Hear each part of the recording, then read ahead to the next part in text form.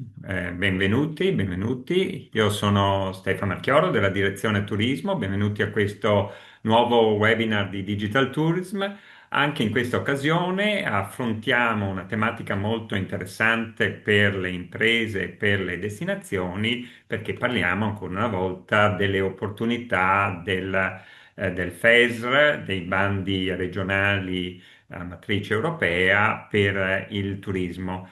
Già l'altra volta abbiamo parlato di una edizione interessante già aperta da qualche settimana legata alla promozione delle destinazioni a cura di aggregazioni di imprese.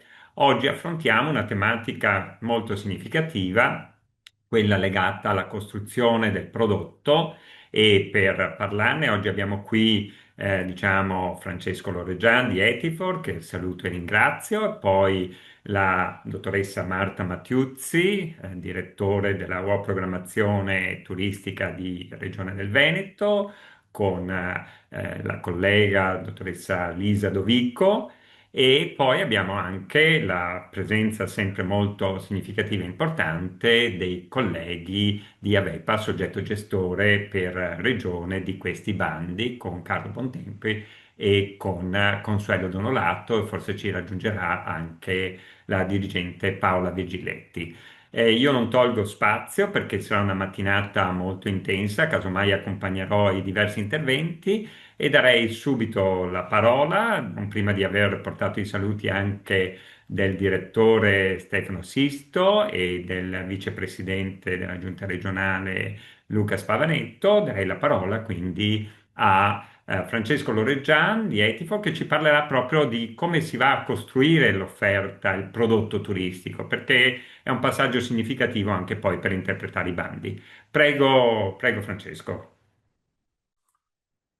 Grazie Stefan, grazie a tutti per questo invito e per questo onere e onore di introdurre questo webinar. Lancio la presentazione, mi dite subito se va tutto bene.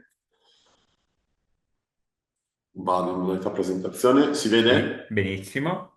Perfetto, allora adesso io cercherò in una decina di minuti di introdurre un po' il tema del prodotto turistico, della progettazione del prodotto turistico. È un tema anche piuttosto complesso, ci sono diversi documenti di riferimento, anche recenti, che sono consultabili, per cui ecco, ovviamente non abbiamo la pretesa di esaurire l'argomento in questa finestra. Mi è stato chiesto anche di usare il più possibile un approccio molto fruibile, accessibile, divulgativo, e per cui ecco, vedrete delle cose un po' più complicate, delle cose invece più semplici, delle immagini più semplici. Ad ogni modo poi ci sono dei riferimenti per poter approfondire tutto quello che ci raccontiamo. Io, per chi non ci conosciamo, sono appunto Francesco Loreggian, lavoro oggi in Etifor, coordino il team turismo e molti di voi forse hanno più confidenza con il mio collega Diego Gallo che diciamo, esercita un po' questo ruolo, questo lavoro da tanti anni. E io condivido con Diego alcuni punti, soprattutto nel background. Anch'io vengo dalla scuola di scienze forestali di Padova e poi mi sono cimentato da subito nel turismo come operatore, soprattutto nel contesto dei Colli Euganei, dove ho prima lavorato come guida naturalistica ambientale e poi riformulato in guida ambientale escursionistica a un certo punto. Ma poi mi sono trovato a dirigere anche proprio la società cooperativa Terra di Mezzo, con cui ho gestito Casa Marina, il Parco Avventura e ho fatto delle esperienze anche sull'altopiano di Asiago e sui Casoni della Fogolana. Mi sembra utile, ecco, toccare questi punti un po' biografici perché cerco di mettere un po' nell'approccio della presentazione del prodotto un po' la componente, se vogliamo, un po' più teorica e di aver messo in ordine le idee nel ruolo che ho oggi di consulente, ma di portare appunto anche una lettura molto da operatore nella costruzione del prodotto. E oggi lavoro molto anche con il tema della bicicletta, del cicloturismo e di altri prodotti di turismo slow. Allora, Chiarito questo, e quindi capite che un po' il mio riferimento è sicuramente quello del prodotto turistico territoriale e anche tendenzialmente tipologie di prodotto con i quali ho più appunto esperienza sono quelle dell'outdoor, però ecco, questa immagine ci fa partire con una sottolineatura molto importante, cioè il prodotto turistico è un pezzo del puzzle.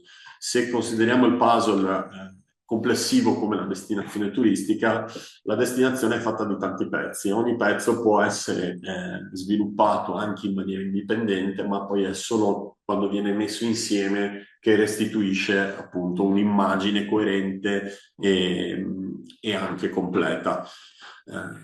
È una metafora un po' così, ma insomma mi sembra piuttosto efficace per trasferire immediatamente anche a voi che state seguendo questo webinar, dove ho intravisto nomi che riesco a ricondurre velocemente a soggetti che si occupano più della governance territoriale turistica, ad altri che invece sono operatori che vendono le esperienze sul mercato, e qui ecco, in questa immagine c'è un po' una chiave di lettura importante, perché un passaggio fondamentale per il prodotto turistico che vogliamo incoraggiare è quello di trasformare l'esperienza in prodotto. Non è una vera e propria trasformazione, non è nulla di magico, ma è un lavoro appunto che si può fare con un metodo, con degli strumenti, perché appunto il prodotto è qualcosa di più complicato, di più complesso, ecco, più che complicato rispetto alla singola esperienza che il singolo operatore può offrire sul mercato. Per fare questo uso un'ultima immagine che è quella del supermercato, no? Cioè il prodotto è sempre un prodotto, sia che lo mettiamo in cataste non particolarmente sensate come quelle dell'Idol, dove io quando entro mi trovo sempre molto disorientato, sia che lo mettiamo invece in una scaffalatura ordinata e molto invitante come quella della foto di destra.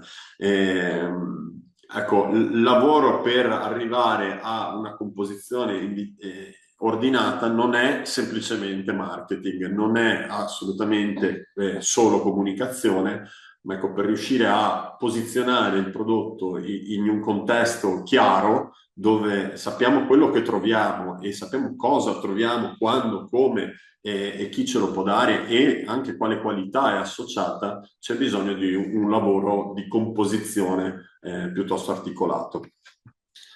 E le slide che presentiamo da qui in poi prendono diciamo, a piene mani dalle linee guida regionali che sono state recentemente pubblicate, le quali a loro volta non inventano nulla di nuovo, nel senso che hanno semplicemente, tra virgolette, perché è stato un lavoro tutt'altro che semplice, però hanno semplicemente messo in ordine una serie di conoscenze, ma anche e soprattutto di prassi che sono già in essere nel nostro territorio regionale.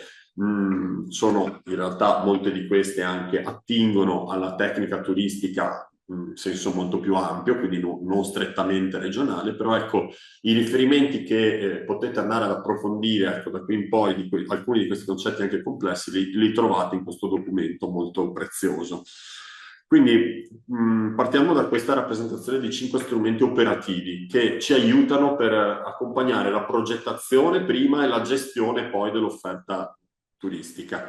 Li vediamo uno a uno, per cui adesso non li enumero neanche e andiamo subito a vederli. Il primo è la matrice destinazione prodotto. Questo è uno strumento, a vederlo così, un po' complicato, ma detto in parole povere, questo è uno strumento che consente, sulla base di analisi data driven, e qua poi dipende ogni destinazione che capacità ha di accedere di raccogliere ed elaborare i dati, ma per fortuna abbiamo poi anche dei soggetti sovra destinazione, che è l'Osservatorio Turistico Regionale Federato, che fa parte di questo lavoro e quantomeno raccoglie il lavoro dei dati delle destinazioni. Ecco, sulla base di questa analisi di dati ci restituisce l'individuazione dei mercati di riferimento ai quali vogliamo rivolgerci con la progettazione del prodotto.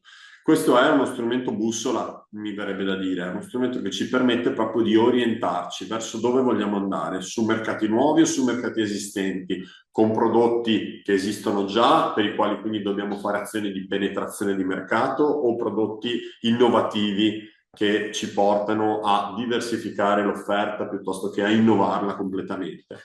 Questo è uno strumento che va un po' approfondito, evidentemente, però è uno strumento che il singolo operatore tendenzialmente non usa, ma che è opportuno usare nel momento in cui ci si mette insieme a confronto con altri operatori e in un contesto di destinazione. Uno secondo strumento che presentiamo è la carta dei servizi, che sono diciamo degli elementi, dei blocchi di lavoro che possono proprio guidare le fasi della progettazione. Un primo blocco che compone la carta dei servizi, come viene proposto dalla nostra regione, è la configurazione della strategia di destinazione, quindi mettere a fuoco rispetto a dove siamo con il prodotto, come si muove la destinazione e cosa farà con questo prodotto, quali sono i suoi obiettivi. La seconda parte è la descrizione del mercato, che ovviamente si appoggia alle analisi della matrice destinazione prodotto che abbiamo visto prima. La terza parte sono i requisiti di qualità, e questo è quello che tocca forse in maniera poi più diretta a tutti gli operatori, perché ci dice come deve essere fatto il prodotto, cosa non può mancare, quali sono gli elementi che distinguono un prodotto qualitativo da un prodotto che invece ha un po' più generalista e meno qualità. E infine gli strumenti di commercializzazione, perché il prodotto turistico deve essere definitivamente venduto. Il quarto elemento che presentiamo è quello del club di prodotto. Club di prodotto o reti di imprese, che ritroveremo poi anche nei bandi che vengono presentati dopo il mio intervento, è un'aggregazione di soggetti che concorrono per comporre il prodotto. Anche qua diciamo, le linee guida ci propongono 9 passaggi fondamentali che possono accompagnare la costituzione di una rete. Si può fare anche in maniera diversa, sì, sicuramente si può fare anche in maniera diversa, però ecco, è opportuno mettere a fuoco bene che il club di prodotto viene fatto per rispondere a dei bisogni, a degli obiettivi che rispondono al mercato, perché fare il club di prodotto solamente per andare a prendere le risorse rischia di essere una motivazione un po' debole, che poi, e qui appunto anche riporto proprio la mia esperienza personale, rischia di far fallire la rete di impresa e quindi far fallire la costruzione del prodotto. Un club di prodotto che si dica tale e che poi ha possibilità di funzionare e di produrre un lavoro efficace sul mercato ha bisogno di metodo per essere allestito e poi di metodo per essere gestito nel tempo. Infine uno strumento importante è il catalogo di prodotto. Anche qua questo è uno strumento che ci mette davanti 10 requisiti che il prodotto turistico deve avere per essere competitivo, pienamente competitivo sul mercato di oggi. Li possiamo vedere velocemente, anche perché sono abbastanza semplici. Chi di voi è un operatore, diciamo, penso che li possa riconoscere facilmente. I prodotti oggi devono essere innovativi in qualche misura, devono puntare a suscitare le emozioni del turista, devono essere quindi evidentemente proiettati al turista, al cliente, quindi la progettazione di prodotto si fa guardando proprio al proprio target di riferimento. Il prodotto turistico deve essere garantito nel tempo. Vuol dire che quando lo pubblichiamo e lo inizia la distribuzione del prodotto, non può poi essere interrotto in maniera non calcolata, non già dichiarata nella fase di distribuzione. Non possono essere previste limitazioni complesse che rendono molto difficile capire quando, come, se si può accedere al prodotto. Il prodotto di oggi, il prodotto turistico, deve favorire le relazioni, perché il turista oggi cerca, oltre che l'emozione, cerca il contatto con le persone, con i territori, deve ovviamente prevedere la possibilità di essere fruito in lingua straniera, deve avere un chiaro calendario di riferimento quando può essere fruito e una reperibilità delle informazioni. Deve essere possibile acquistarlo, e qui appunto anche questa sembra una banalità perché uno dice certo che faccio il prodotto turistico per venderlo, però appunto poi bisogna che sia effettivamente facile acquistarlo attraverso gli strumenti che si usano oggi e deve avere un prezzo chiaro, semplice e facilmente comprensibile. L'ultimo elemento che presentiamo è il tema della distribuzione del prodotto, proprio perché il prodotto va pensato sin da principio con un riferimento al target, al mercato, al fatto che dovrà essere venduto. Il tema della distribuzione è un tema chiave, voi sapete quanto importanza ha dato giustamente la regione al sistema di distribuzione Destination Management System, e il DMS è lo strumento cuore di questa fase decisiva della progettazione di prodotto. E nella progettazione, quindi sin dalla messa a fuoco di chi è il soggetto che poi vende l'esperienza e o il servizio che compone il prodotto, deve essere chiaro appunto chi è che lo vende, cosa vende e poi il luogo dove questo prodotto o i suoi componenti vengono venduti è il Destination Management System. Non è scritto da nessuna parte che debba essere l'unico, nel senso che poi ovviamente esiste ancora la vetrina, esiste ancora il banco, chi ha un ufficio, un banco dove vende i propri servizi, le proprie esperienze, però ecco, è molto importante anche far veicolare i prodotti turistici sul sistema digitale. Vi lascio dopo tutti questi concetti complessi con un'ultima immagine, nel senso che ci viene spesso anche da chiederci, ma allora quindi viene prima l'uovo o la gallina? Cioè, se c'è da fare tutto sto lavoro che ho appena presentato, tutti questi strumenti così complessi dove bisogna mettere insieme diversi soggetti che si coordinano, che fanno, implementano un metodo di lavoro, eccetera, eccetera, eccetera, nella finestra temporale di apertura di un bando francamente molte volte non c'è il tempo di riprendere da capo tutto questo percorso, quindi di fare la destinazione. È chiaro che nel contesto della risposta a un bando di finanziamento non si può fare la destinazione. A volte non c'è neanche giusto il tempo di fare un'adeguata progettazione di prodotto. Però la risposta a questa domanda così sibillina è che in realtà, proprio come nel dilemma, se viene prima l'uovo o la gallina, non viene prima né l'uno né l'altro, cioè devono venire insieme. E quindi c'è chi si occupa prioritariamente di fare la destinazione e userà anche gli strumenti del finanziamento e della progettazione di prodotto per supportare la crescita di una destinazione, della sua strategia. C'è chi si deve occupare invece con maggiore attenzione dell'uovo e sono evidentemente gli operatori turistici, la parte privata del turismo che si concentrerà tipicamente di più sull'uovo, che è il motivo della vacanza. Quello che è molto importante è che l'uovo e la gallina si parlino, cioè la gallina deve covare l'uovo e l'uovo deve poi generare nuove galline. Quindi ecco, questa un po' è l'immagine con cui ci lasciamo.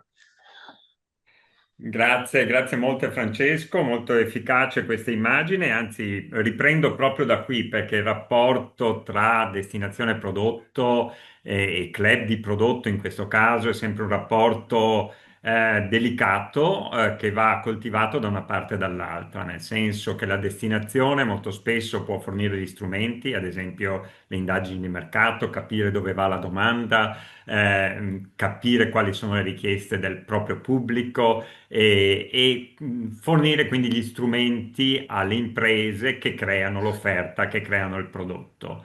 E un club di prodotto arricchisce, differenzia, innova l'offerta di una destinazione e diciamo quindi la destinazione beneficia della nascita di questi club di prodotto che in alcuni casi diciamo può favorire, ma poi il club di prodotto può diciamo beneficiare del marchio ombrello della destinazione, se è un club di prodotto di destinazione, o di, diciamo, del marchio ombrello regionale o comunque di un marchio ombrello trasversale quando appunto si tratta di un prodotto, e ve ne sono molti, trasversali a più destinazioni. E a proposito di trasversalità, do volentieri la parola alla dottoressa Marta Mattiuzzi perché uno dei ruoli fondamentali di Regione del Veneto è da un lato quello di favorire l'innovazione di prodotto. In Veneto questa non è un'impresa facile perché è una regione che ha già molta offerta e proprio i bandi vanno anche in questa direzione, quella di favorire l'innovazione e la differenziazione di prodotto. Ma c'è un altro ruolo molto importante che Regione del Veneto con la direzione, diciamo, con la UO programmazione turistica interpreta, è quella di coordinare ad esempio, i prodotti trasversali a più destinazioni, i cammini, le ciclovie, il fluviale, anche il tema della Grande Guerra. E quindi lascio senza indugio la parola alla dottoressa Mattiuzzi per un approfondimento su questa tematica. Grazie Francesco ancora. Prego.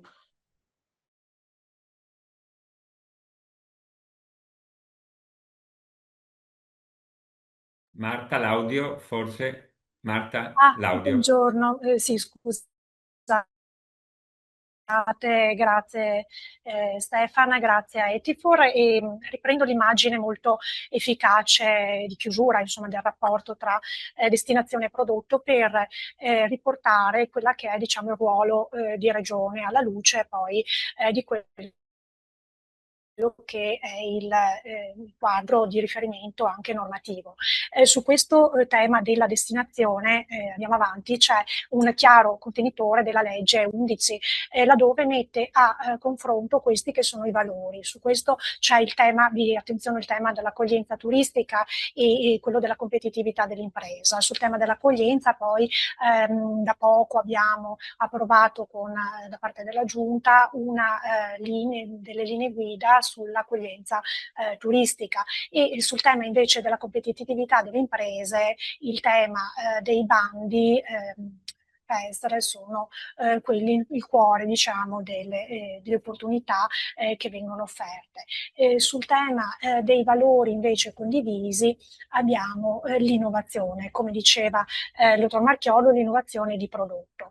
L'innovazione di prodotto che è legato alla sostenibilità, perché non si riesce a fare innovazione senza anche un'attenzione ai valori della sostenibilità. Sostenibilità con tutte le sue sfaccettature, quindi sia per quanto riguarda la natura naturalistica, ma anche sociale ed economica. Per cui sempre di più anche nella programmazione turistica si parla di turismo sostenibile e turismo slow. Come sta procedendo la Regione con il suo piano strategico? Il piano strategico pone proprio il percorso di sostegno al settore turistico su una serie di direttive. Abbiamo di vari focus e qui vediamo anche il collegamento che dicevamo prima tra destinazione e prodotto e il ruolo di Regione. Regione con le sue politiche mira a supportare le imprese turistiche, quindi i singoli operatori economici che devono appunto mirare alla competitività di un sistema economico sempre in evoluzione. Dall'altro lato, sul tema dei prodotti turistici, il focus è appunto non solo la costruzione, ma anche la costruzione di prodotti di qualità e per poi procedere alla valorizzazione degli stessi e alla strutturazione. Il tema dell'offerta turistica, qui intendiamo promuovere la commercializzazione dei prodotti anche sui mercati nazionali e internazionali e qui abbiamo aperta l'opportunità del bando dell'azione 1310 che è già stata pubblicata e poi sul quale nel secondo intervento ci soffermeremo. Quindi un'attività di promozione che riguarda appunto dei prodotti già strutturati, però con un occhio sia al mercato nazionale sia internazionale. Il tema della governance, la destinazione non è più vista singolarmente, ma è un insieme, una rete di destinazioni che deve fare riferimento a una governance partecipata. Quindi è fondamentale utilizzare modelli organizzativi efficaci e cooperativi, quindi una forma di rete. Quindi il livello della cooperazione riguarda sia la destinazione sia i prodotti, ma anche appunto i soggetti della governance. La leva dei prodotti turistici fa capo e viene considerata il focus di una delle linee strategiche del nostro piano turistico, che mette al centro il cambiamento, mirando e puntando sull'integrazione attraverso dei prodotti trasversali che muovono dal cicloturismo all'enogastronomia, per passare poi anche alla cultura e all'artigianato. Quindi un mondo di valorizzazione del nostro territorio e delle sue bellezze e delle sue eccellenze, che è assolutamente a 360 gradi. Sul tema del turismo slow in particolare c'è un'attenzione da parte delle politiche regionali per affiancare quelli che sono gli operatori dei settori di quest'ambito. I prodotti del turismo slow fanno capo al tema dei cammini, al tema del fluviale, al tema del cicloturismo, al tema anche della grande guerra. Andiamo a vedere poi come la regione, insomma, sta procedendo su questo. Ecco, sul tema della governance aggiungo solo il momento della cooperazione attraverso la comunicazione. Una comunicazione che non può essere disaggregata su vari livelli, ma sempre in conformità al modello della governance multilivello deve strutturarsi una strategia di branding su più livelli, per cui abbiamo già approvato delle linee guida per la costruzione di un sistema di governance sul tema branding, che porterà a un sistema di marchi derivati dal marchio ombrello, in modo tale che ci sia la possibilità con forme di declinazioni specifiche fino al marchio d'area per passare a un livello superiore, che è il marchio di destinazione a livello di OGG, per poi ottenere una copertura di un livello più alto in base appunto al rilievo regionale dell'iniziativa, che fa capo appunto al marchio Veneto, Velendo, Venice di regione. Su questo tema stiamo lavorando proprio per un rafforzamento, una strutturazione sulla base appunto di una delibera che è già stata adottata, che approva questo sistema di marchi derivati, e stiamo procedendo alla ristrutturazione, alla revisione di questo sistema di marchi, proprio per favorire una strategia di branding multilivello. E su questo diciamo la partita è molto sfidante, sotto il profilo appunto di mettere a rete, e anche nella comunicazione, anche nella promozione, tutte le destinazioni.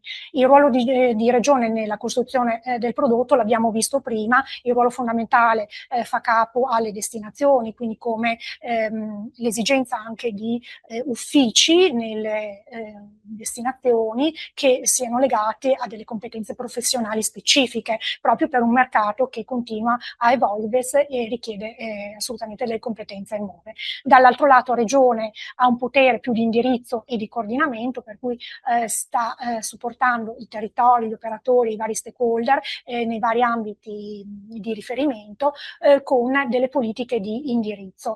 Su questo punto richiamo i lavori che stiamo portando avanti sul fluviale, ma anche sui cammini, insieme ad Etifo, per la costruzione della matrice destinazione prodotto, in vista dell'elaborazione prossima di una carta di servizi,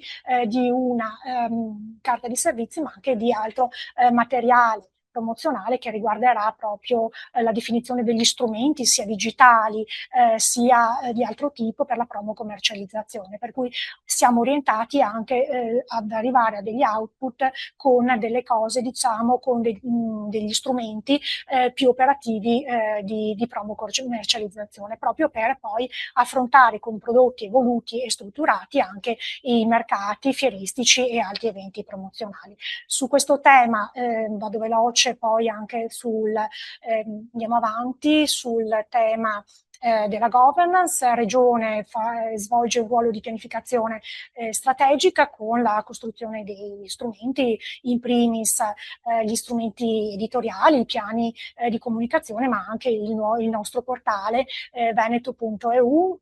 Torniamo un attimo indietro per quanto riguarda, diciamo, poi il rapporto. Lavoriamo anche con altre strutture di riferimento, in particolare all'area infrastrutture, che ci supportano per i lavori di gestione gestione, ma anche di manutenzione e di strutturazione di piani che riguardano le infrastrutture turistiche. Mi riferisco in particolare al programma di interventi sul turismo fluviale, ma anche agli altri temi della pianificazione della infrastruttura per le ciclabili. Un ruolo importante hanno le amministrazioni locali, con i comuni e le province che titolati alla realizzazione delle opere, e anche per quanto riguarda la costruzione e lo sviluppo dei prodotti turistici, le leggi regionali prevedono delle figure specifiche di soggetti che hanno i compiti di gestione e di manutenzione delle infrastrutture. In particolare mi riferisco ai soggetti gestori dei cammini, del turismo fluviale, e gli altri soggetti di riferimento, in particolare per il fluviale, che partecipano non solo alla costruzione del prodotto, ma anche alle altre iniziative ed eventi che Regione organizza su queste tematiche. Da ultimo la giornata regionale sul turismo fluviale, che si è tenuta in aprile per quanto riguarda, e su questo tema poi avremo anche altre iniziative di promozione per quanto riguarda i cammini. E andiamo avanti molto velocemente, lascio poi la possibilità di scorrere le slide. E qui richiamo, per quanto riguarda il turismo fluviale, i lavori che stiamo facendo per quanto riguarda la governance, un tavolo tecnico con la direzione infrastrutture, l'ambiente e anche gli uffici periferici, proprio per mettere a fuoco le problematiche legate all'infrastruttura turistica, lato gestione e lato manutenzione. Su questo tema poi stiamo predisponendo anche un piano interventi per quanto riguarda il turismo fluviale, partendo chiaramente da una mappatura, come si diceva prima, delle esperienze e degli operatori che andremo ad analizzare e a focalizzare per l'individuazione sia dei mercati di riferimento sia dei prodotti nuovi e specifici da supportare. Per quanto riguarda il turismo fluviale, ho accennato prima alla giornata che si è realizzata nel mese di aprile, ma anche al lavoro della carta di servizi, che dovrebbe trasformare appunto l'esperienza in un vero e proprio prodotto, in una strategia di destinazione. Useremo un processo partecipato, qui dopo l'elaborazione di un testo andremo a confrontarci con gli operatori di riferimento per avere assolutamente una visione comune e condivisa, come già realizzato per il cicloturismo. Questi sono i nostri strumenti di promozione. Ricordavo prima la parte, diciamo, dei materiali promozionali, la campagna di comunicazione che utilizza i media tradizionali, ma soprattutto anche i canali social, che sono sempre più diciamo uno strumento di promozione turistica. E stiamo realizzando anche un video dedicato al turismo fluviale che prenderà avvio nella sua concretezza le prossime settimane. Su Cammini, brevemente, al di là appunto delle procedure, della rete, del registro che diciamo ha ricevuto ulteriori implementazioni negli ultimi anni, abbiamo strutturato la rete dei cammini con le procedure di riconoscimento che hanno dato la possibilità di accedere a un bando cammini che si è concluso lo scorso mese di marzo, che mira a finanziare sia interventi di potenziamento, adeguamento infrastrutturale dei cammini, ma anche attività di promozione e comunicazione. Quindi questo bando cammini si aggiunge alle opportunità che diremo poi sulla parte dei fondi FESR. Anche qui il lavoro è lo stesso, stiamo lavorando alla carta di servizi già presente, ma aggiornandola proprio con la specificità di questo prodotto, che avrà dei requisiti di qualità dettagliati, ma anche differenziati rispetto ad esempio al prodotto del cicloturismo e del fluviale. Anche qui nell'autunno avremo in programma di organizzare un evento dedicato ai cammini, proprio per portare all'attenzione sia del pubblico, ma anche di altre istituzioni e di altri stakeholder, quello che è un mondo assolutamente nuovo, ma molto diciamo in crescita, quello dei cammini. Un turismo esperienziale fluviale, che vedrà appunto nella realizzazione una serie di iniziative sui territori, proprio per sensibilizzare ai temi di un turismo che non può più essere fine a se stesso, ma attento all'ambiente, attento ai valori della buona convivenza e della sostenibilità, del riciclo, e quindi anche come forte dell'esperienza del turismo fluviale della giornata porteremo appunto il tema della sensibilizzazione e dell'educazione turistica sul territorio nell'ambito di questo evento. Da ultimo, in breve, sul cicloturismo, un prodotto già evoluto, sul quale la Regione ha investito molto. È stato un lavoro molto lungo che ha portato però ha portato il prodotto a un'eccellenza del settore turistico, lavorando appunto sia sulla strategia, sulla matrice destinazione prodotto, sulla costruzione di una meditata carta di servizi e assolutamente di una rete che appare ad oggi uno dei gioielli, insomma, della regione. Su questo punto abbiamo già gli strumenti di promozione e già stiamo lavorando anche su eventi, in particolare di promozione. Ricordo la partecipazione alla fiera sul cicloturismo che si è tenuta nei mesi scorsi a Padova. Qui lascio la parola di sintesi al dottor Marchioro come per coordinare la parte dei successivi interventi. Ricordo che sulla programmazione del FESR abbiamo già completato determinati prodotti, determinati passaggi, lavorando sia sulla governance, con la 124 e su colazione 52, sistema delle imprese turistiche. Sono stati interessati dall'azione 138, dalla 139, dalla 1310. Quest'anno abbiamo ritenuto di proporre la terza edizione, già partita della 1310, sulla quale ci siamo soffermati nel primo webinar. Il webinar di oggi invece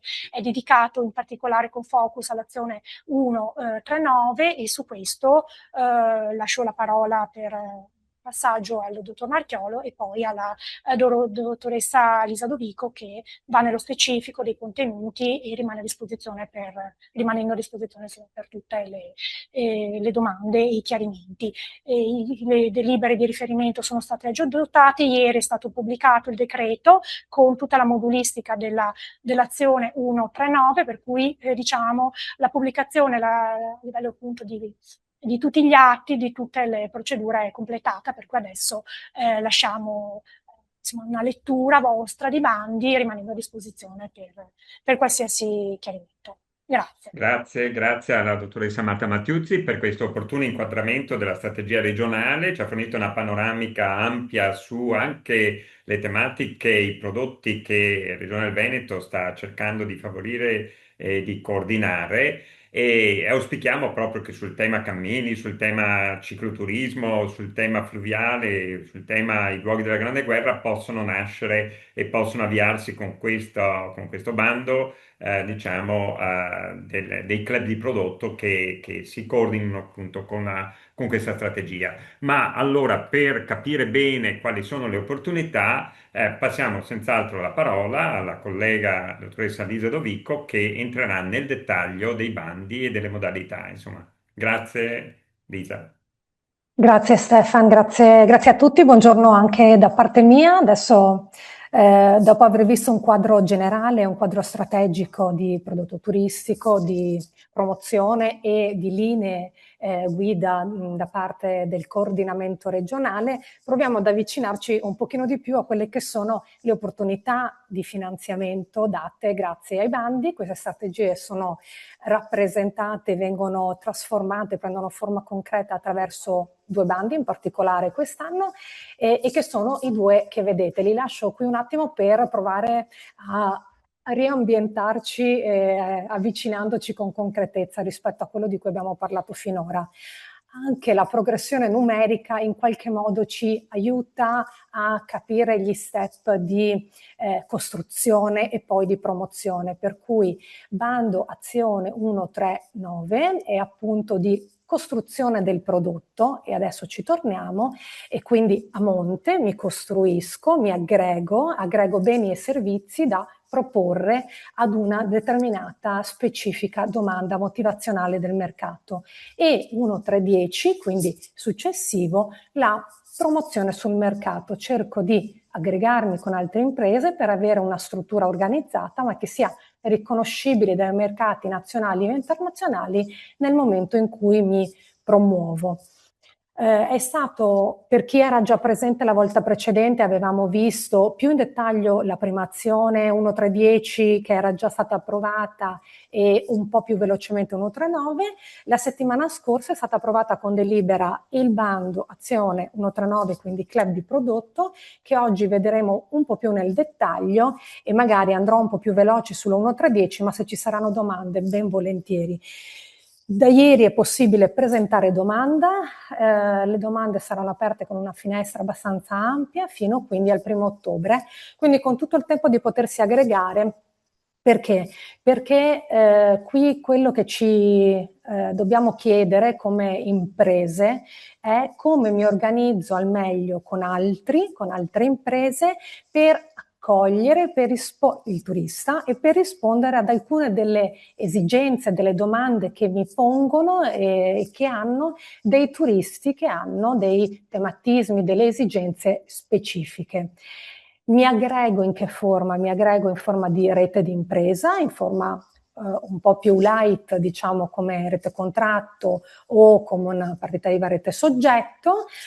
Questo bando ha una dotazione di 2 milioni di euro con una riserva dedicata alle aree interne, quindi a dei comuni specifici che poi si troveranno negli allegati, che vedremo più nello specifico, di 600.000 euro.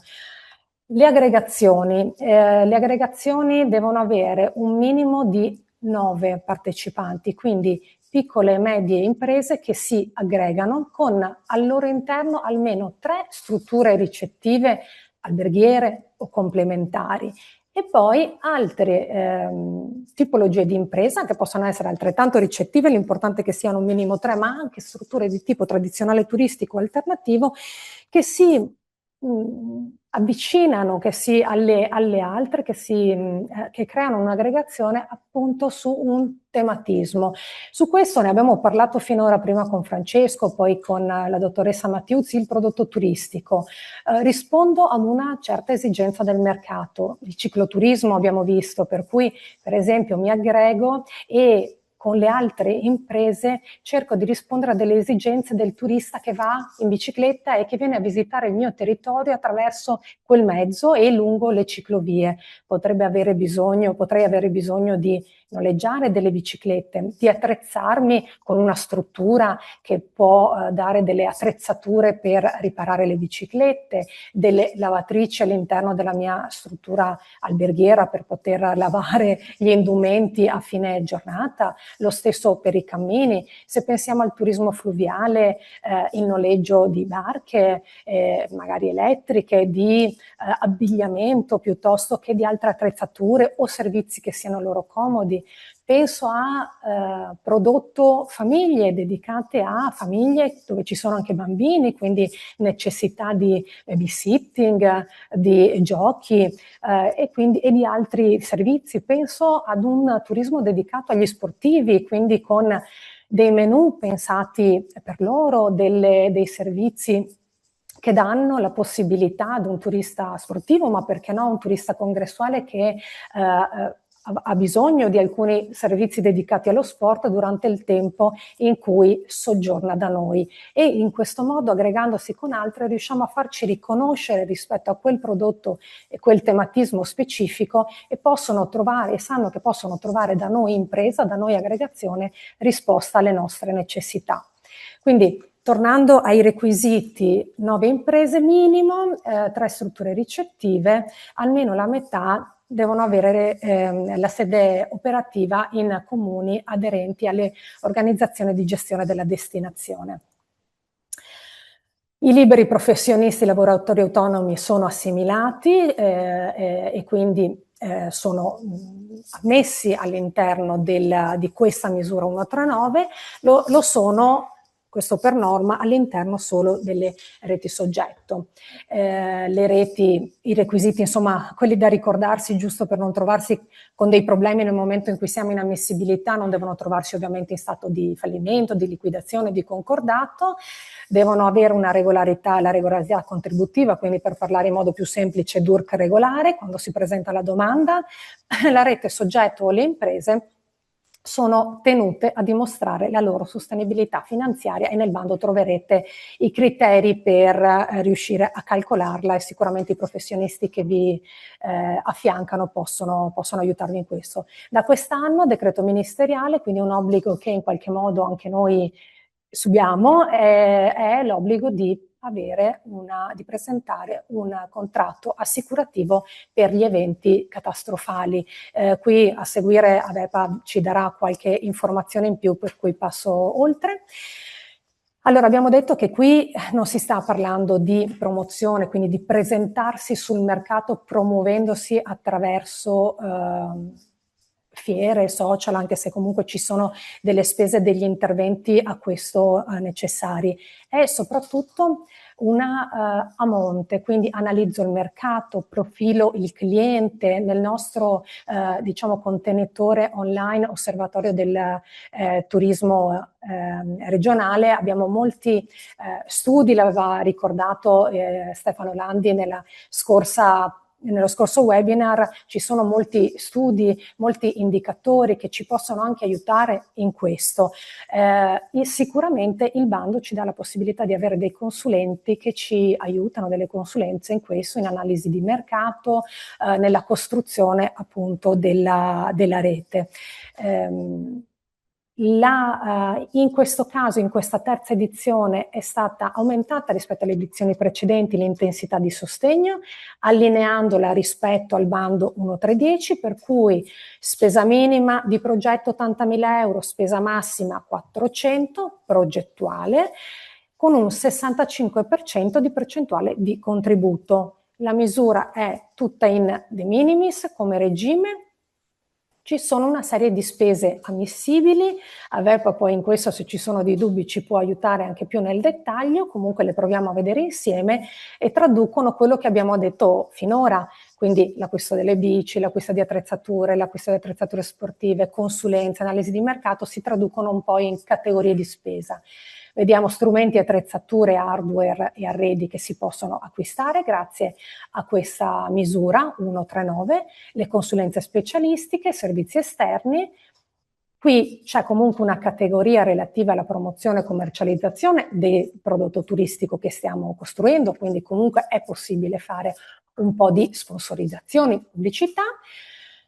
In questa misura è presente la possibilità di piccole opere edili e impiantistiche nella misura del 20%, diciamo, delle altre spese, questo proprio per quello che si diceva prima.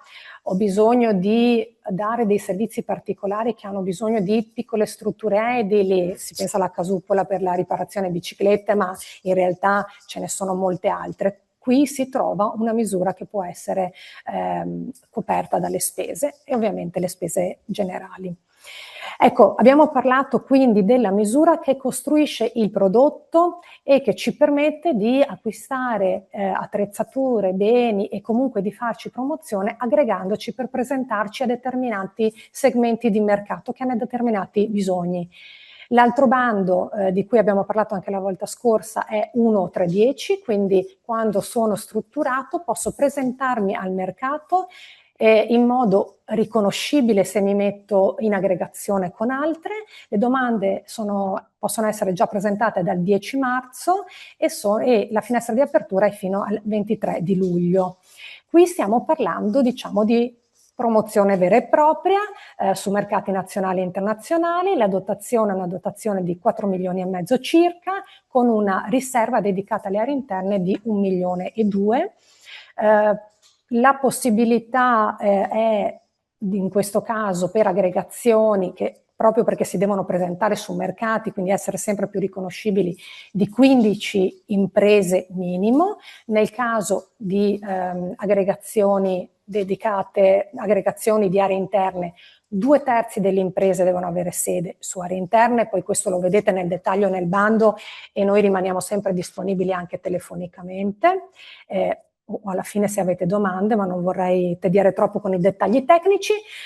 Quello che ci interessa dire è, qui ci sono due tipologie principali di progetti, quelle dedicate a destinazione singola, in cui tutte le imprese devono avere sede in una organizzazione di gestione della destinazione, oppure progetti aggregati che rappresentano più destinazioni trasversali. In questo caso non è necessario che tutte le imprese abbiano sede nell'OGD, l'importante è che la metà abbia sede nelle destinazioni turistiche.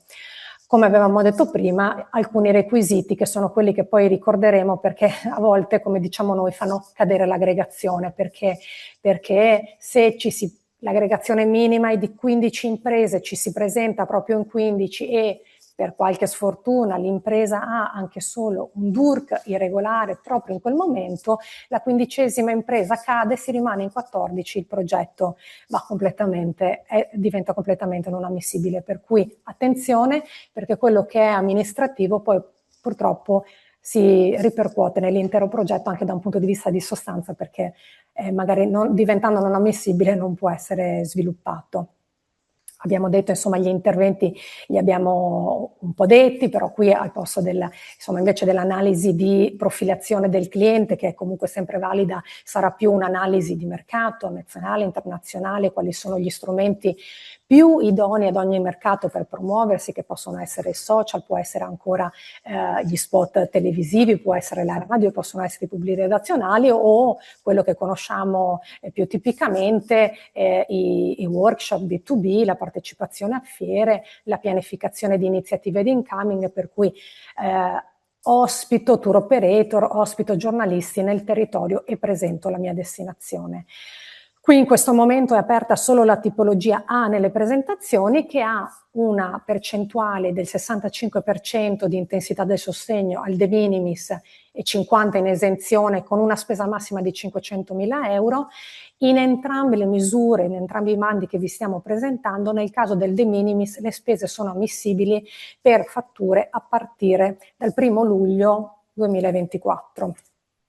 Categorie di spese, quelle che avevamo già visto la volta scorsa, ma per dirle brevemente si distinguono rispetto alla 139 perché qui sono più spese intangibili, perché vanno alla promozione, per cui consulenze specialistiche, consulenze di marketing, promo, commercializzazione più spinta, partecipazione a fiere. Nel caso della categoria A, per l'acquisto di attrezzature, hardware, arredi, esiste anche qui la possibilità di poter fare degli acquisti, è limitato al 25% della categoria per partecipante, proprio perché la misura è di promozione, mentre quella di prodotto per l'acquisto di beni è la precedente che abbiamo spiegato. Le spese di incoming le abbiamo viste. Ecco, finisco con dei punti di attenzione. Abbiamo detto azione 139, costruzione del prodotto turistico, è aperto fino alla presentazione 1° ottobre 2026, la misura invece 1.310 promozione è aperta fino abbiamo adesso solo la tipologia A, 23 luglio, quindi abbiamo un po' di mesi per poterci aggregare, costruire un buon progetto che sia un progetto coeso, non frammentato. Avepa adesso lo dirà ancora più di me, le spese sono spese che rappresentano quell'aggregazione, per cui quando si parla di sito turistico è il sito dell'aggregazione, quando si parla di sponsorizzate si parla di promuovere questo progetto aggregato e non dell'impresa individuale. Introduzione dell'obbligo di contratto assicurativo per gli eventi catastrofali e poi attenzione, come lo dicevo prima, al numero minimo delle imprese, se sono 9 o se sono 15 a seconda del bando, se possibile presentarsi sempre con qualche impresa in più, perché se succede qualche inciampo poi non va a casa tutta l'impresa, tutta l'aggregazione. Attenzione alla dimensione di impresa, perché deve essere micro, piccola o media impresa. Attenzione all'autonomia dell'impresa o comunque ai collegamenti che può avere con altre società e che quindi aumenta la dimensione e magari non ci pensiamo. Attenzione alla regolarità del contributiva e quindi al DURC. Ecco, qui in questo sito trovate poi tutti i bandi, tutte le informazioni. Io ho finito, resto assolutamente a disposizione per ogni domanda.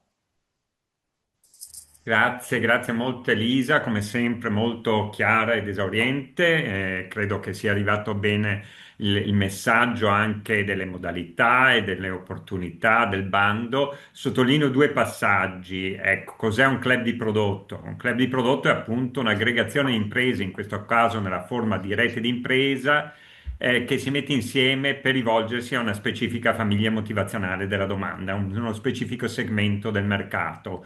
È stato detto il cicloturismo, è stato detto il family, potrebbe essere i luoghi letterali, il fluviale, la grande guerra, la musica. Ecco, questo dipende, è in capo alla creatività dei nostri operatori. L'altro aspetto importante è quello della qualità di questi servizi, no? È stato citato qualche esempio concreto di come si possa rispondere ai fabbisogni delle specifiche domande di mercato. E in questo gioca un ruolo fondamentale, lo ricordavano anche Francesco Loreggiano e Marta Mattiuzzi, la carta dei servizi.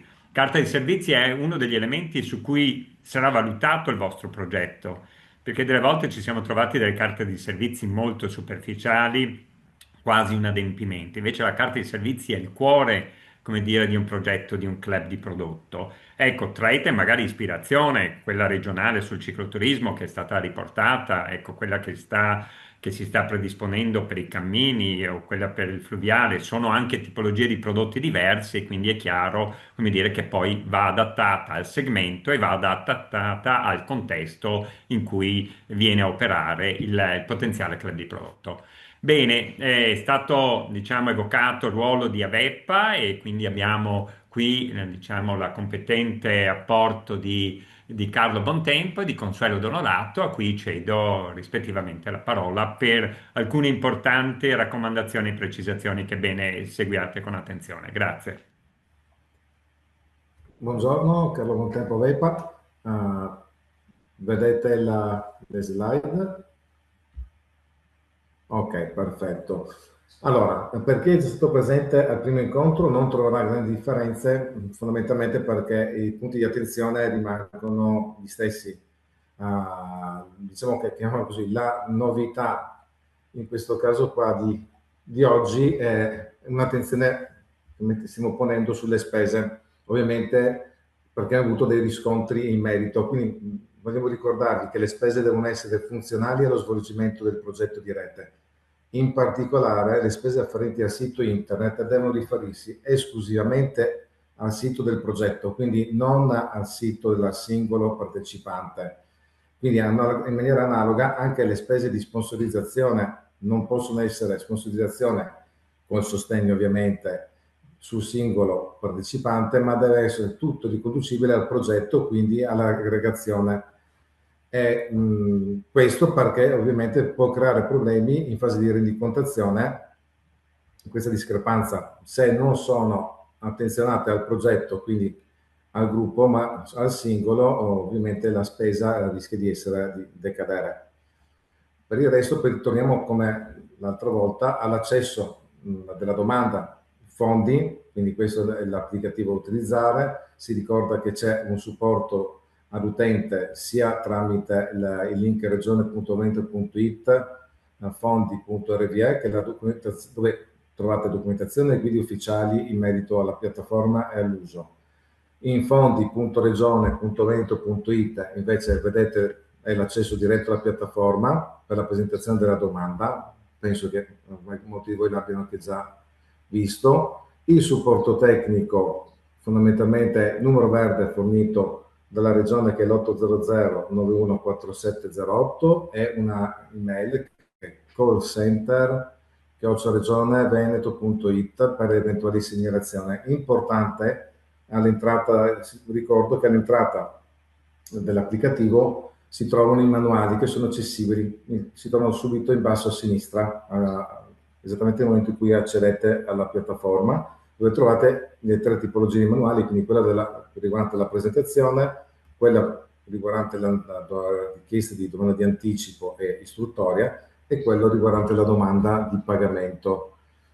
Come già anche anticipato dalla dottoressa Dovico, l'obbligo, la novità, obbligo polizia assicurativa, è un obbligo di legge, quindi non possiamo non farne a meno all'interno della domanda, è integrabile, quindi integrabile ovviamente entro i termini della nostra istruttoria e quindi c'è anche una autodichiarazione, ma è veramente residuale, quindi non ne farei conto, quindi diciamo, entriamo nell'ottica che tutti devono avere la polizza assicurativa per rischi catastrofali, anche perché appunto è condizione d'accesso, quindi fondamentale per il proseguo dell'istruttoria della domanda stessa.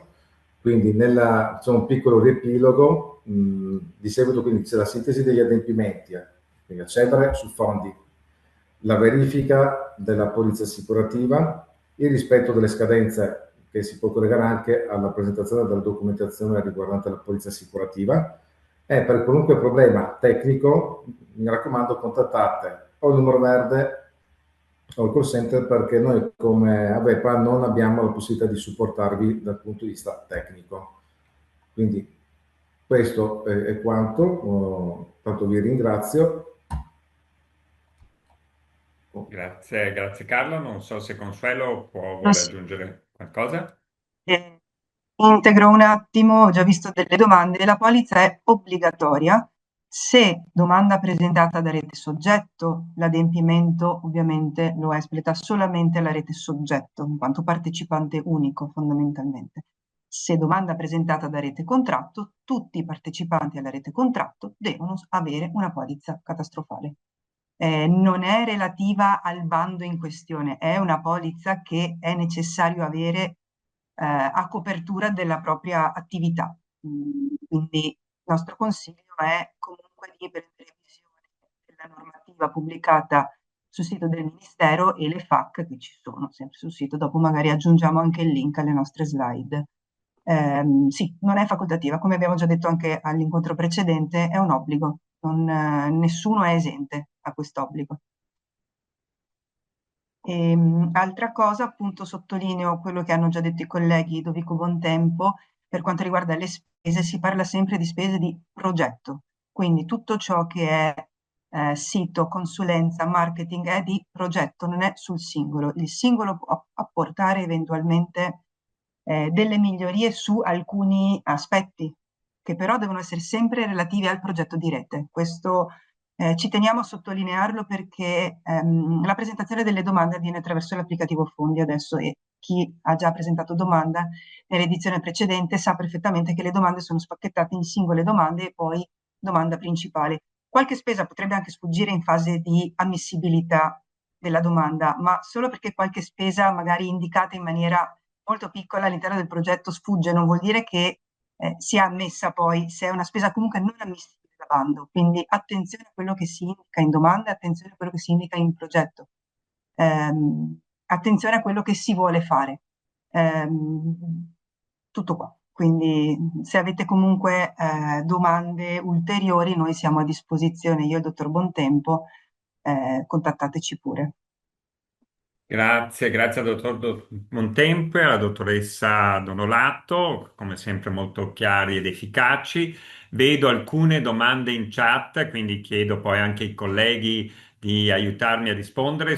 Riprendo solo quella sui codici Ateco, la riprendo io perché in realtà, con qualche precisazione che poi faranno i colleghi, in realtà noi diciamo non abbiamo una definizione di codice Ateco, poi siamo in FESR, quindi le imprese che diciamo sono ammesse dal regolamento del FESR, quindi altra partita è quella del PSR o del FEASR, eccetera. Però qualunque impresa con le condizioni, come dire, definite prima dalla dottoressa Dovico, quindi in termini di numerosità, in termini di proporzioni, di strutture ricettive o di ambito di destinazione, ma qualunque impresa che può concorrere a costruire l'offerta, il prodotto del club che si vuole costituire, può partecipare. È chiaro che quindi anche il meccanico, come dire, l'officina di riparazione biciclette ci sta benissimo in un club di prodotto del bike, o il negozio Bulli e Puppe ci sta benissimo nel club di prodotto del family, insomma, ecco, quindi dipende molto dal prodotto che volete costruire. E approfitto per sottolineare questa cosa, l'hanno già detto le colleghe, la strategia regionale è questa, la 138, rigenerazione di imprese ricettive.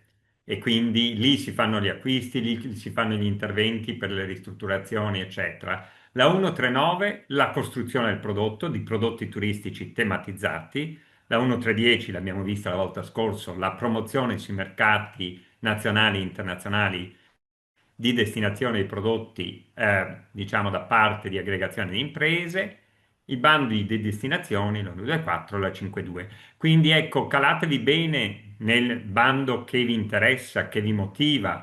Peraltro, questa volta, l'ha ricordato bene la dottoressa Dovicco, non c'è nemmeno una differenza di regime d'aiuto perché siamo al 65% di regime di aiuto anche in questa misura. Ecco, io passerei alle domande, quindi chiedo aiuto anche Sì, provo a Lisa, prego. scorrerle, alcune Grazie. sono già... Se posso agganciarmi solo un attimo, giusto per chiarezza, perché sia chiaro a tutti, se un'impresa ha il codice 0.1, quindi prettamente agricola, non può partecipare. Certo. Queste sono le uniche imprese a cui è vietato partecipare a questi bandi perché hanno già il loro de minimis. Pertanto deve essere manifestata e quindi evidenziata un'attività diversa dallo 0.1 che hanno in visura. Pertanto, se fanno altre attività anche commerciali, possono partecipare, anche con un codice Ateco secondario. Questo mi preme sottolinearlo perché tante volte magari alcune aziende agricole hanno in visura solo lo 01, però non hanno mai aggiornato la propria visura e comunque fanno delle dichiarazioni IVA con altre attività, che sia trasformazione, commercializzazione del prodotto, perché magari sono aziende vinicole. Quindi attenzione a questo, eventualmente poneteci un quesito, però ecco, l'unica discrimine è lo 0.1, quello non può partecipare. Precisazione assolutamente opportuna. Lisa, Allora, c'era qualcosa sull'obbligo della, sì, questo della polizza assicurativa rete soggetto, rete contratto, ha già risposto Consuelo, quindi rete soggetto è per la rete soggetto, nel caso di rete contratto ogni impresa. Buongiorno a tutte le informazioni, sì, poi l'Organizzazione Comunica invierà le slide, quello che stiamo mostrando.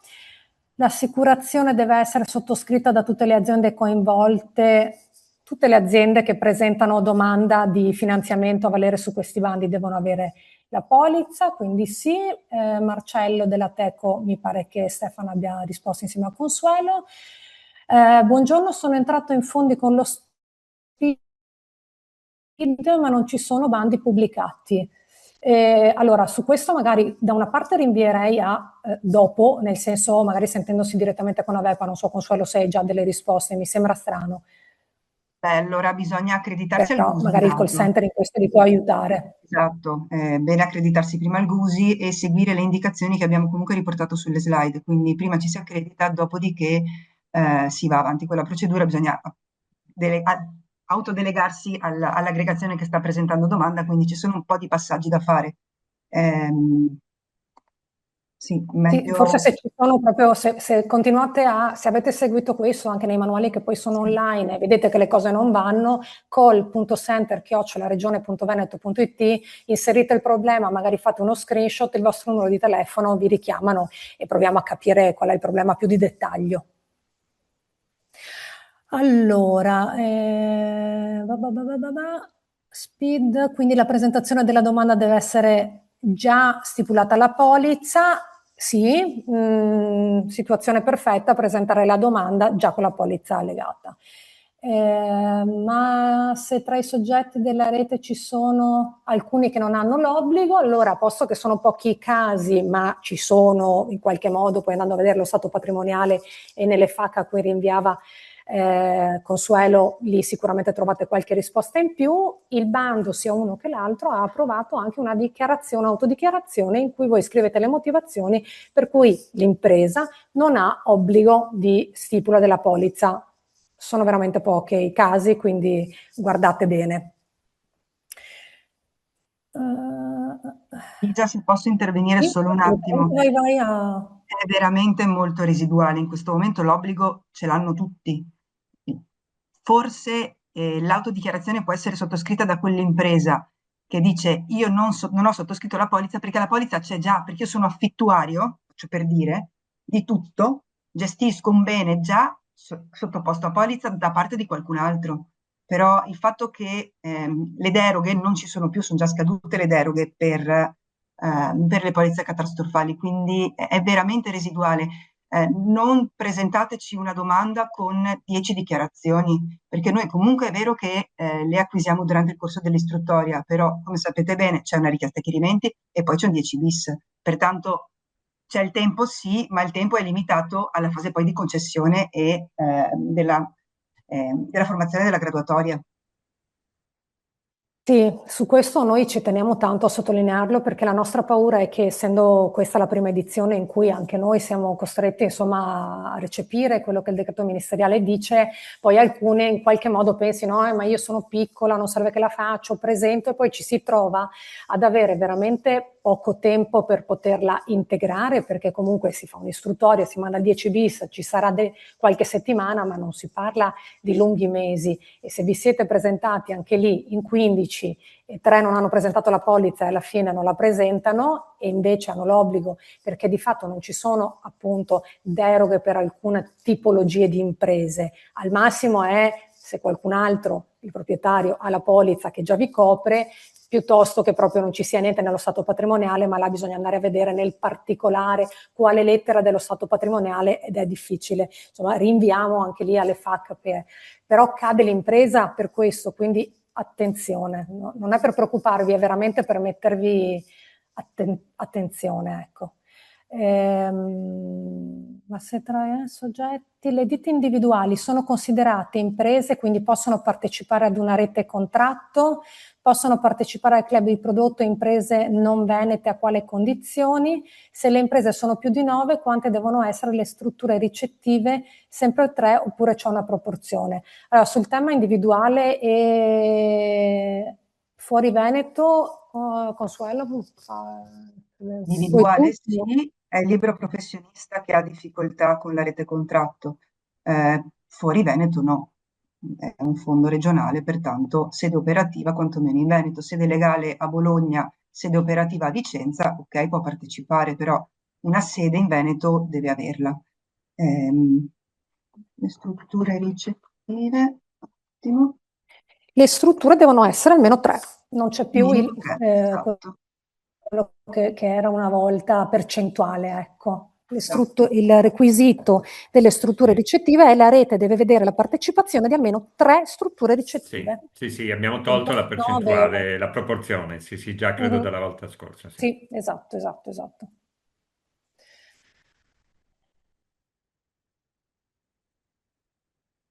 Ok, buongiorno, sono entrato. Ok, oggi è stato pubblicato. Grazie per il link. Il primo allegato non è scaricabile, poi lo vediamo. Grazie. La rete soggetto contratto deve essere già formalizzata prima della presentazione della domanda? Sì, corretto. Viene fatto proprio uno scarico della visura della rete contratto su ogni impresa, della rete soggetto in quanto tale, attraverso il registro delle imprese. Quello se vuoi aggiungere. Ci raccomandiamo, quando è che l'iter di formalizzazione di una rete soggetto è completo? Quando anche l'ultimo dei partecipanti alla rete soggetto ha iscritto la rete soggetto all'interno della propria visura. Tutti i protocolli staccati prima della presentazione della data di domanda vi danno la possibilità di avere una rete contratto o rete soggetto formata.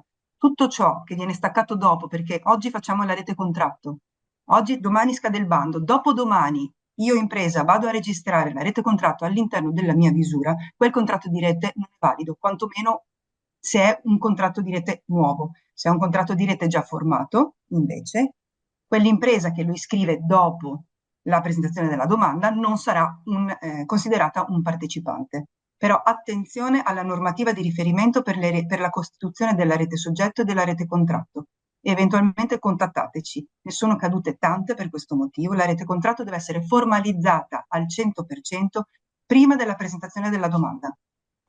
Sì, questa è una raccomandazione assolutamente opportuna. Invito nessuno a prendersi in ritardo su questo aspetto, a trascurarlo, a lasciarlo gli ultimi 15 giorni, perché poi c'è il problema della registrazione in camera, non riuscite, non ha firmato, eccetera, ed è un delitto poi veder cadere le reti per queste motivazioni. Quindi davvero prendetevi per tempo, scade a ottobre, quindi avete tutto il tempo per fare questi adempimenti con dovute attenzioni. Sì, forse le ultime due domande. Chiede ad Aveppa, provo a fare un po' di riassunto da parte di Mattia. Allora, polizza di fideiussione per l'anticipo ha avuto in altri casi dei problemi e chiede se Aveppa ha la possibilità di segnalare delle agenzie o affini con i quali solitamente non si hanno problemi.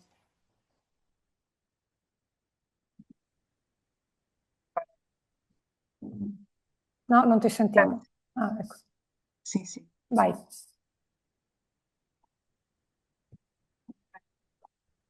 Vai, Consuelo, non ti si era Sì, no, sentita. dico che eventualmente ci possiamo sentire in separata sede. Non le licenziamo, ecco, nel senso che le assicurazioni arrivano e dopodiché noi mandiamo avanti l'anticipo, non ci preoccupiamo molto, diciamo, di chi ce la presenta. Sì, mi sembrava una domanda con anche tanti dettagli descritti. Mattia, se vuoi sentire direttamente loro, poi magari capiamo bene il caso e come mai ci sono stati dei problemi. Poi, quali sono i requisiti per un libero professionista? No, qui il tema... Sì, solo rete soggetto, qui ne avevamo già purtroppo... Sì, non è un tema di requisiti al netto degli altri che abbiamo già detto, per cui casse previdenziali in regola, non fallimento, insomma, o questioni simili. Ecco, nel caso del libero professionista, all'interno di una rete soggetto e non di una rete contratto. Elisa, nessun problema della domanda. Rispondiamo: un'azienda agrituristica può partecipare al bando?